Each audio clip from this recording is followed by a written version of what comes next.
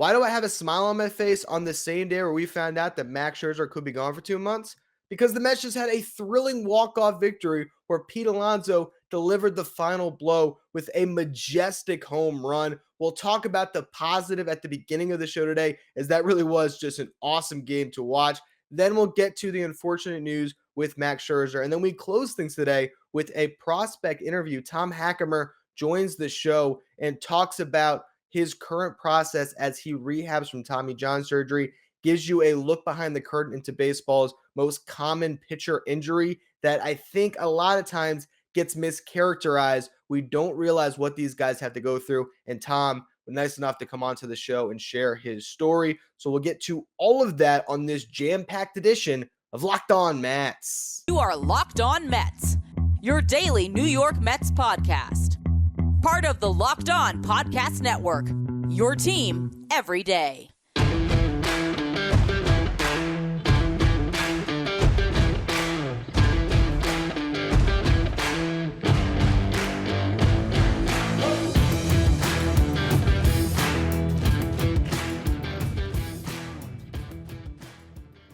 Hello to all you amazing Mets fans. You're watching Locked On Mets, part of the Locked On Podcast Network, your team every day. I'm your host, Ryan Finkelstein. If you want to find any of my work, follow me on Twitter at FinkelsteinRyan. You can also find some of my writing at justbaseball.com, where I work as the managing editor, and where I just wrote an article today about the unfortunate Max Scherzer news. But we're going to talk about that in a little bit because we have to open the show with an awesome Mets win. You know, Chris Bassett was on the mound. He's got a lot of pressure on his shoulders right now, and it wasn't his best day, but the team around him really was able to come together to get this victory. We've seen so many times in the past that there's a formula here, and it's playing good defense, running the bases well, getting timely hits, and this team just finds a way to continue to win series. In the first inning, which is another staple of this team right now, they get out to early leads. And so Brandon Nimmo with the leadoff single. He then advanced to second when Mark Canha was up. It was a full count. Smartly runs on the pitch. Canha doesn't strike out too much, so he's going to put contact on the ball, hits a ground ball that advances Nimmo over to second. Then you get Francisco Lindor, who draws a walk. Lindor ended up having a stretch there where he got on base 8 consecutive times, dating back to the game yesterday and this one today. So that was one of those instances. And then Pete Alonso, his first RBI of the day, just taking what the defense gives him, wide open hole at second base, pop one through there, score a run. Mets up early. From there, you have a double steal that involved Pete Alonso, so that was fun. That put runners in scoring position for Jeff McNeil. What does McNeil do? He puts the ball in play. Francisco Lindor dives home at a play at the plate, beats it easily, and the Mets have a 2-0 lead, just like that for Chris Bassett. Now, Bassett, again, wasn't sharp today, just didn't have his best stuff, still fought through it, still was pitching in the 7th inning. You have to give him a lot of credit for that. In the second, though, he gives up homers to Juan Yepez and Paul Goldschmidt. Then in the 5th, Goldschmidt gets him again for an RBI double. So suddenly, the Mets lose their lead. But what has this team done all year? As soon as they lose a lead, they generally tie it or get it right back and take the lead. And that's exactly what they did, scoring 3 runs in the next half inning. Louis Guillorme, my guy, rips a double. That was his second hit of the day, if I'm not mistaken, at the time. He advanced over when Tomas Nido bunted him to third. Then Brandon Nimmo was able to drive him in with a ground out. Mark Canha then started another rally in that inning, getting a hit. Then Francisco Lindor gets a hit, puts a couple on for Alonso. He walks, loads the bases. Who comes up? None other than Jeff McNeil again, who gets another RBI hit, this one driving in 2, suddenly the Mets have a 5-3 lead. I really thought McNeil was going to be the headline of this game. Pete Alonso kind of stole it late with the big home run, but Jeff McNeil has those RBI hits early. Then, defensively, unbelievable. How many times this offseason did I talk about Jeff McNeil's defense? And he's really good out there in the outfield. He's good at second base. You'd be surprised even at third base. This is a guy that is just a great baseball player wherever you put him. And we're seeing it now. And in this game, I mean, his defense in left field, I don't know how many Mets make that play down the line in the 7th inning with runners at the corners. Chris Bassett pulled from the game. Drew Smith comes in, try to hold it down for Bassett. He ends up giving up a run there, but You couldn't have asked for anything more. A play down the line, Jeff McNeil leaps up, catches it in foul territory, then guns a throw to second base. Louis Guillorme does an incredible job blocking the base with his foot and also kind of knocking, I can't remember who the runner was, but knocking his leg out of it. It might have been Harrison Bader.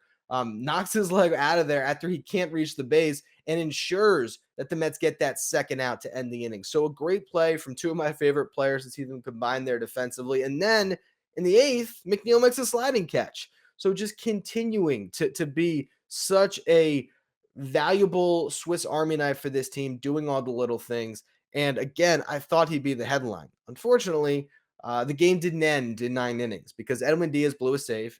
And I would say that, not all blown saves are created equal. This was a game where Diaz didn't look great. He threw over 35 pitches. It was a real grind to get through that inning. But even though he walked a couple, gave up some hits, he almost got out of it. Eduardo Escobar couldn't make a play that could have ended the game. And also, I got to say, Buck Showalter, look, I have been the one that will not criticize Buck. I think the fact that this team is in this game or playing this well after the Scherzer news, that's all Buck. So I don't want to come off critical of Buck Showalter and his job as a manager because I think he's doing a fantastic job overall with things that really matter the most.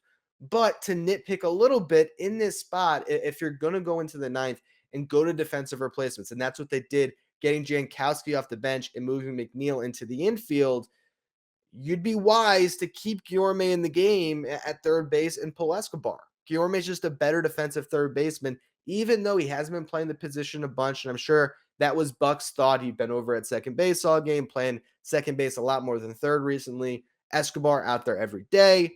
I understand some of the psyche behind this decision, but I think it did bite the Mets in that spot. Luckily, didn't matter.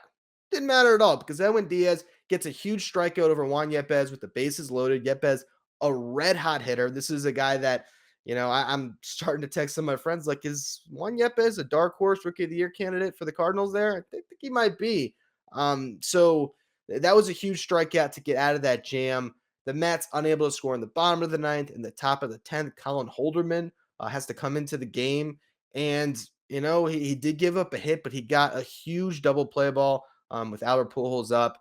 And that was able to, get you 2 outs in that 10th inning. The ghost runner came around and scored on the play. But when you're the home team, you're okay with that, because this just means you hang a crooked number, you win the game, you have your own ghost runner on second. Going into that bottom of the 10th, you were happy that ghost runner was Lindor, arguably your best base runner with Marte out right now. And what happens? It wouldn't have mattered if it was Tomas Nido standing on second base, Patrick Mazeika, anybody really, because Pete Alonso comes up to lead off that inning.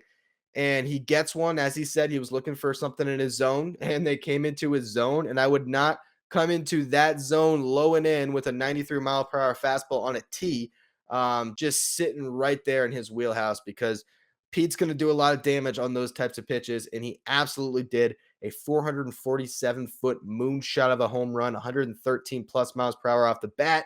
And the Mets get this awesome victory that makes you feel so much better about the Max Scherzer situation. It doesn't erase it. There's still a lot of question marks, but I think this team is showing a different level of grit and determination than the last year's team. After the game, Pete Alonso said, hey, there's only one goal this year. It's good to get this win, but we got to keep moving. So Buck Showalter has everyone looking towards the end of the season, looking at where they have to get to. And this is one of those moments of truth for this team where they're going to have to figure some things out and find a way to get to the All-Star break still in first place with the news about Scherzer. So I want to talk about that a little bit more in just a minute. Not the best news, but I definitely don't think that this team can't overcome what is still obviously a significant loss. But first, though, I want to tell you about the birthday cake puffs from Built Bar. Imagine eating a birthday cake or something that tastes just like it, but you don't have to feel bad about it because there's only 150 calories and there's 16 grams of protein. That's what you get with the birthday cake puffs. I've never had anything like it before. I was so happy when they sent me a box. I love getting shipments from Built when they let me try their new flavors, and this one certainly did not disappoint. They also have the churro and the banana cream pie puffs. These are the first ever protein-infused marshmallows, and they all come covered in 100% real chocolate. That means that with Built, you can eat healthy and actually enjoy doing it. And they're made with collagen protein, which your body absorbs more efficiently and provides you with tons of health benefits. So if you want to try the birthday cake puffs now, go to built.com. Make sure you use the promo code LOCK15. You're going to get 15% off your next order. Again, that's promo code LOCK15 for 15% off at built.com. So the news on Max Scherzer is not great. We know last night when he got pulled from that start, he said he felt a zing on his left side. He was hoping that he got out of the game quick enough and it'd be a mild injury. He could come back relatively soon. And honestly, considering a left side injury, this is about as bad as it could get.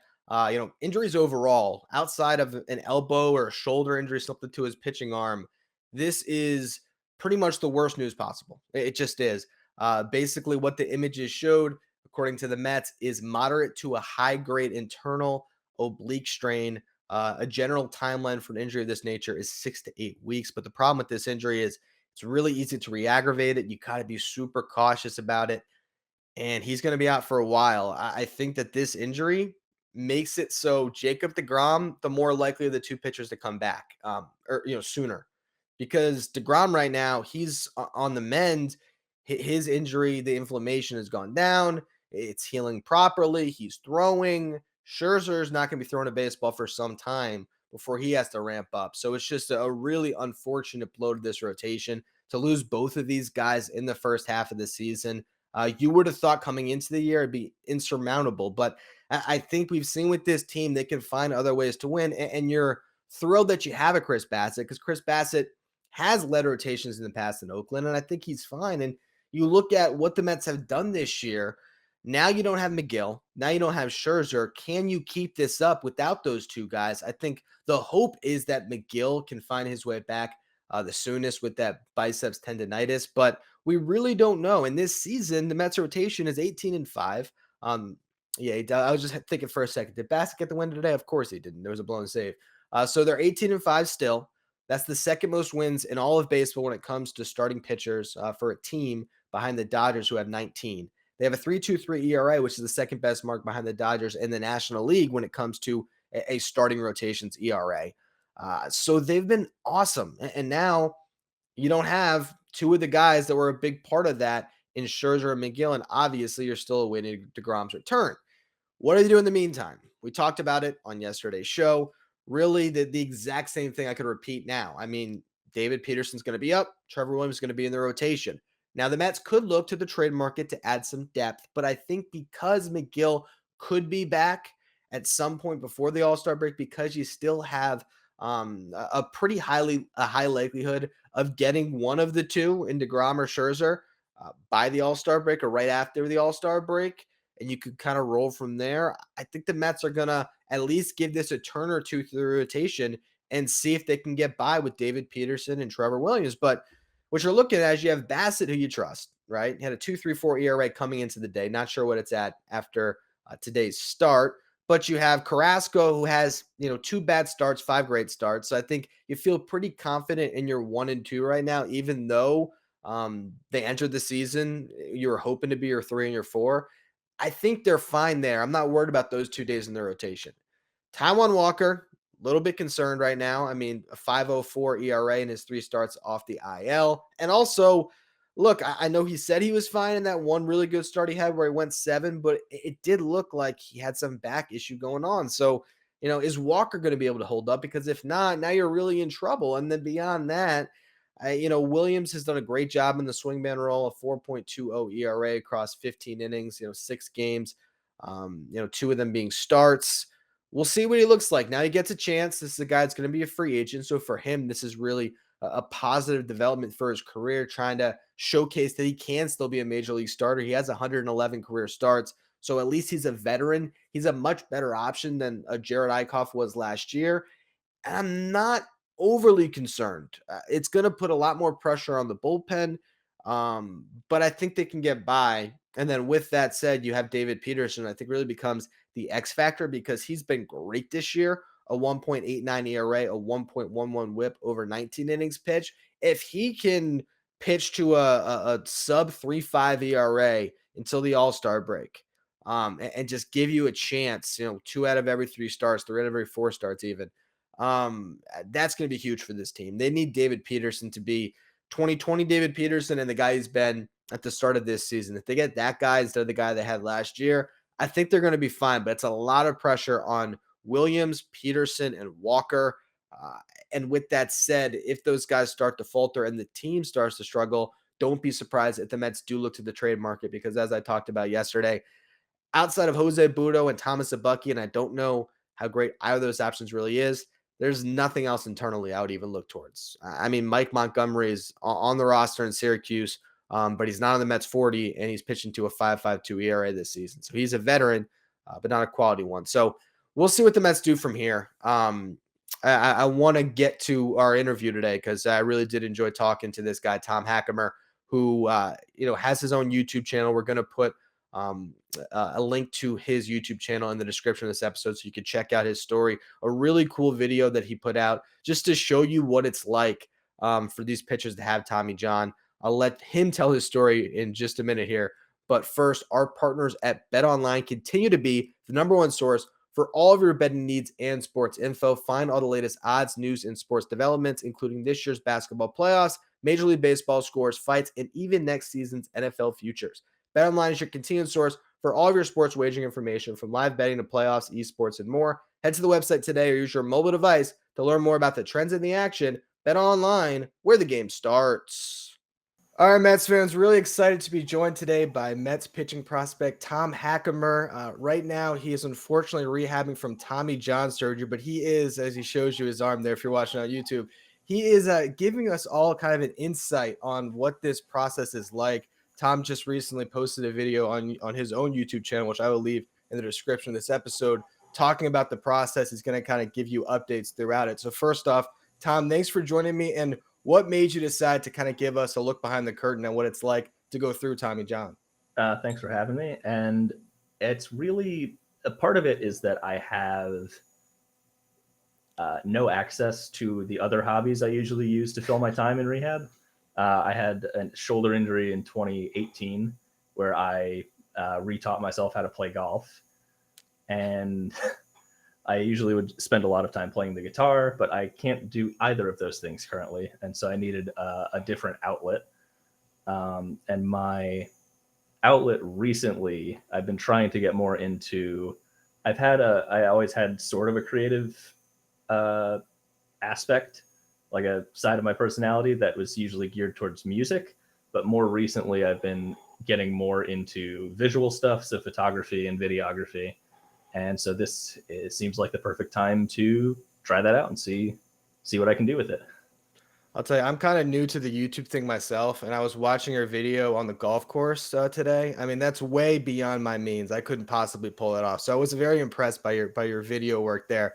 I think what's really interesting about what you're showing people is I think with Tommy John surgery, it's so common now. It seems like, I think for fans or for people who are analyzing the game, it's almost like a pitcher gets Tommy John. It's so common. It's out of sight, out of mind. They're going to be back. A lot of times the success rate is so high that we almost kind of write off that in-between process, because it is a ton of work for you guys to build yourself back up from the ground all the way up. So, what was it like, I guess, at first to find out that you needed Tommy John, and what's this first kind of month been like for you?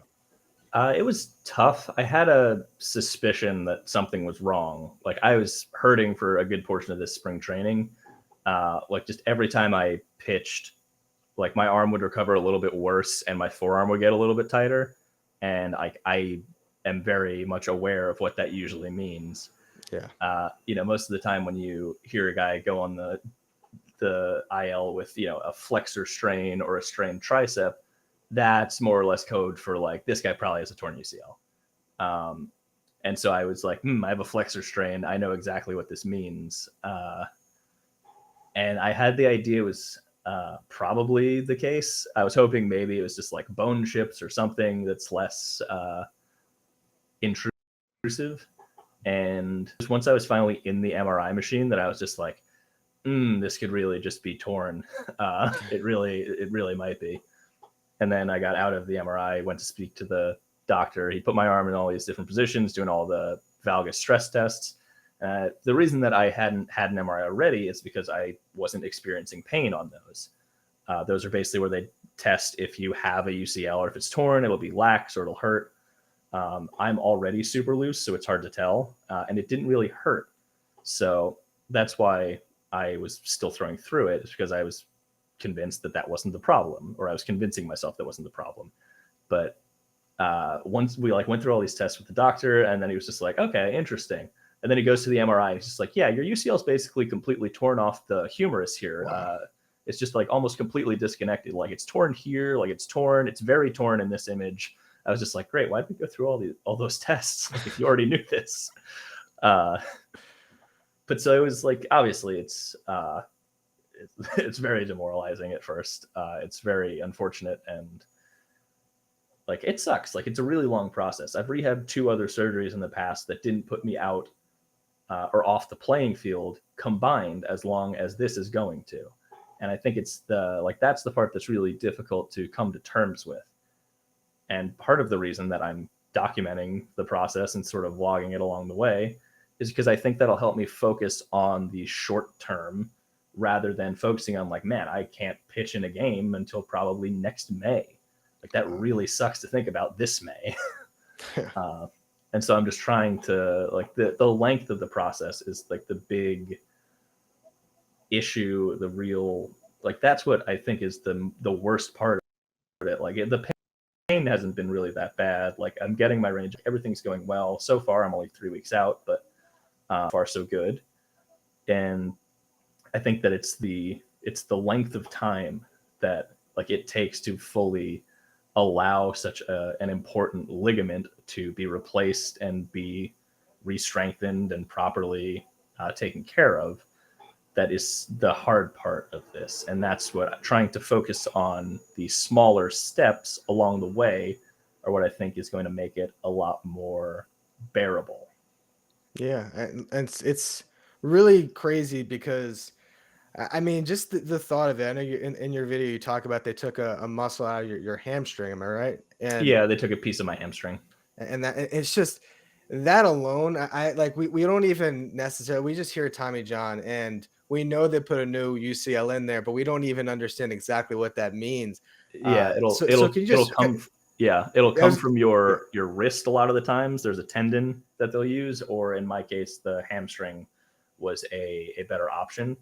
And it has to the piece of tissue they put in to be your new UCL has to go through the process of dying and then transforming into a ligament. And it's this it takes several months for that to even not start, but to be in a place where you can start applying stress to the ligament again, which is why, you can't throw for the first 4 months. And it's a really, it's insane to think about. I don't think we ever really, we never hear about. I couldn't tell you the last time I went 4 months without throwing a baseball. Yeah, it's crazy just to think I mean they put something in your body that's dead and has to come back to life. It's just it's nuts that if you just put it there, it'll be oh, okay, I'm supposed to be a ligament now, and it'll do that. That's nuts.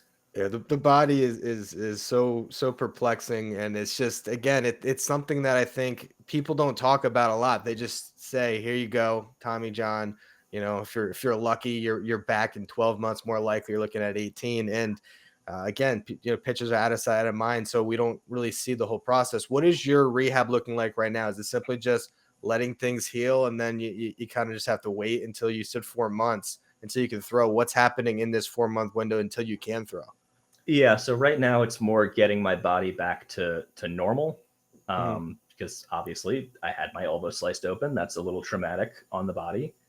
And so I need to give this time, obviously, to get back to normal and regain my range of motion in at a safe rate, break up some of the scar tissue that's in there. And right now we're just trying to maintain strength that I have in other places. I do a lot of shoulder work, a little bit of forearm stuff, which will get a little bit more over the next few weeks, I think. But it's very basic, and it's just trying to maintain everything I can until it's safe to start strengthening everything again properly, the muscles of my forearm, shoulder, bicep, tricep, all of that. And you really are going to have to kind of build out everything from scratch, I guess, right? That's the hardest part of this.